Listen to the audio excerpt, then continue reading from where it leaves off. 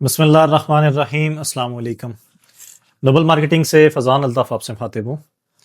आज हमको डिस्कशन करेंगे फैसल टाउन फ़ेज़ 2 के हवाले से।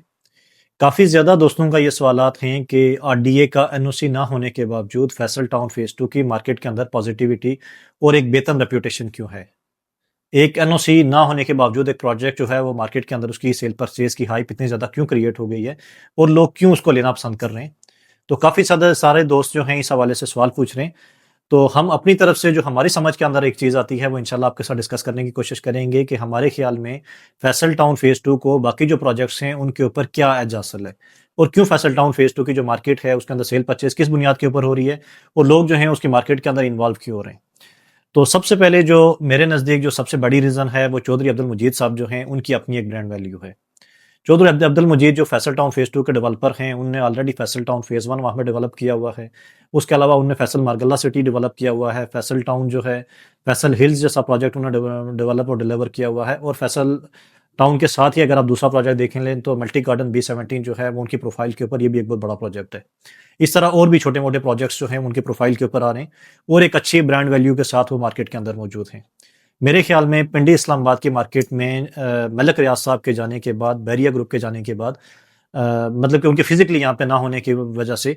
चौधरी अब्दुल मजीद साहब के टक्कर का कोई बंदा यहाँ पे अभी मार्केट के अंदर उनका हम असर या उनके मुकाबले का डेवलपर मार्केट के अंदर मौजूद नहीं है। मेरे ख्याल से मलक साहब के जाने से उनको काफ़ी ज़्यादा स्पेस मिला है कि वो अपना एक जो नया प्रोजेक्ट है, उसके जो है वो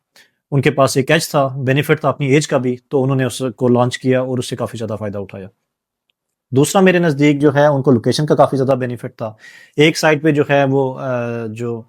रोड आ रहा है, ठलिया इंटरचेंज आ रहा है, एग्ज़ैक्टली मोटरवे लेफ्ट साइड के ऊपर मोटरवे आ रही है। फिर हमारा जो रावलपिंडी रिंग रोड है वो उनकी ज़मीनों के बीच में से गुज़र रहा है और सामने एक और रोड मौजूद है जो ये अकबर चौक की तरफ से होता हुआ ठलियाँ वाला जो रोड है पुराना, वो रोड सामने के ऊपर मौजूद है और चक्री के ऊपर भी इनकी ज़मीनें मौजूद हैं। चक्री रोड से इनकी एक्सेस है, फिर ठलियाँ से इनकी एक्सेस है, फिर मोटरवे से इनको एक्सेस मौजूद है। लोकेशन का भी इनको खासा सारा जो है वो बेनिफिट हुआ है। उसके बाद मेरे नज़दीक जो इनको सबसे बड़ा बेनिफिट हुआ है जिस वजह से इनका प्रोजेक्ट चला है वो वन पेमेंट प्लान के ऊपर इनका चला है। वन पेमेंट प्लान किसी भी सोसाइटी को चलने के लिए इंतहाई ज़रूरी है और मेरे ख्याल से अब सबसे ज़रूरी जो है वो वन पेमेंट प्लान है। उसकी एक लॉजिकल रीज़न मेरे नज़दीक ये है कि जैसे हमने मुख्तलिफ हाउसिंग प्रोजेक्ट्स के अंदर हमारे क्लाइंट्स ने, हमारे इन्वेस्टर्स ने वहाँ पे इन्वेस्टमेंट्स की। जैसे कि मिसाल के तौर पर 5 मरले का प्लॉट लोगों ने 19-20 लाख रुपए का ले लिया और उनकी परसेप्शन ये थी कि यही वो पैसे हैं जो हमने पे करने हैं और एंड ऑफ द डे जब वहाँ पे वो पेमेंट प्लान पूरा हो गया, फिर लोगों को पता चला कि भाई इतने पैसे आपने और देने हैं। तो वो चीज़ें जाके 34-35 लाख रुपए पे जाके 5 मरले का एक प्लॉट क्लोज़ हो गया या 20-25 लाख रुपए के ऊपर क्लोज़ हो गया, जो लोगों की ज़हन और गुमान में भी नहीं था कि हमारे साथ इस तरह का काम होगा डेवलपमेंट चार्जेज़ की सूरत में। तो उनके साथ जो ये काम किया गया उस वजह से काफ़ी ज़्यादा लोग जो हैं वो पैनिक हुए हैं मार्केट के अंदर। वन पेमेंट प्लान का जो उनका फ़ॉर्मूला था कि उन्होंने एक ही पेमेंट प्लान के ऊपर चीज़ें सेल की, जिसको समझ आता है 5 मरले का प्लॉट 27,90,000 रुपए का वो खरीद ले, जिसको नहीं समझ आता वो छोड़ दे। लेकिन बाद में उसके ऊपर किसी तरह का कोई जो है वो बोझ नहीं लादा जाएगा कि उसको एक दफ़ा 27,90 का प्लॉट बेच के दूसरी दफ़ा जो है उससे 27,90 फिर डिमांड किए जाएँ और 5 मरले का प्लॉट 50 लाख के ऊपर पहुँचा दिया जाए। फिर इसके बाद मुझे चौधरी मजीद साहब की एक बात जो समझ आई है मार्केट को चलाने के अंदर, उनकी पर्सनल इन्वॉल्वमेंट है प्रोजेक्ट के अंदर। आप जिस जगह पे भी देखेंगे कोई भी इवेंट होगा, चाहे वो डीलर्स इवेंट करा रहे हैं, चाहे वो सोसाइटी की मैनेजमेंट इवेंट करवा रही है, तो आपको फ्रंट फेस के ऊपर हमेशा चौधरी मजीद साहब नजर आएंगे। हत्ता कि छोटे से छोटा डीलर भी है, ये लफ्ज़ मुनासिब नहीं है, लेकिन अगर कोई कम काम करने वाला भी कोई बंदा है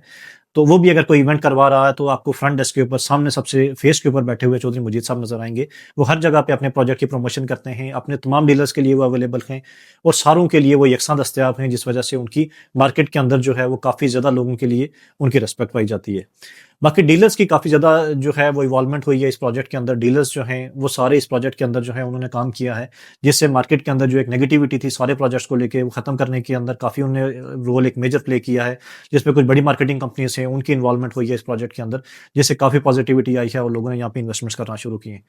और सोसाइटी का शुरू से पहले दिन से जो है वो एक पॉजिटिव एटीट्यूड रहा है मेरे नज़दीक कि जब से उन्होंने वहाँ पे ज़मीन अपनी परचेजिंग की है तो वहाँ पे उनकी मशीनरी जो है वो लगातार वहाँ पे काम कर रही है, डेवलपमेंट हो रही है, साइट्स की वीडियोस बन रही हैं, वो उनके पेजेस के ऊपर पोस्ट हो रही हैं और किसी से भी कोई जो है वो गैर ज़रूरी जो है वो पैसे डिमांड नहीं किए जा रहे। लोगों को प्लॉट नंबर के साथ मैप के ऊपर प्लॉट दिए जा रहे हैं जैसे मॉडल ब्लॉक के अंदर थे। तो इस तरह की जो चीज़ें की गई हैं उसकी वजह से सोसाइटी का जो इंप्रेशन है वो काफ़ी बेहतर हुआ है और मेरे नज़दीक ये वो वजूहात हैं जिसकी वजह से फैसल टाउन फेज़ 2 एनओसी ना होने के बावजूद भी मार्केट में सेल परचेज़ हो रही है। जज़ाकल्लाह।